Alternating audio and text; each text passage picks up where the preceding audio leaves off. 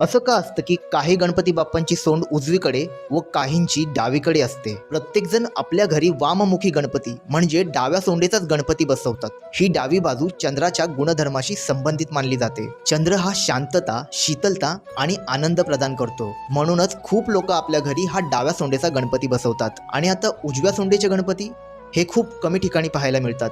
याच उजव्या सोंडेच्या गणपतींना सिद्धिविनायक असे म्हटले जाते. सिद्धी म्हणजे गणरायाची एक धर्मपत्नी, जी गणरायाच्या बाजूला बसलेली आपल्याला पाहायला मिळते. आणि म्हणूनच या गणपतीला सिद्धिविनायक गणपती असं म्हटलं जातं.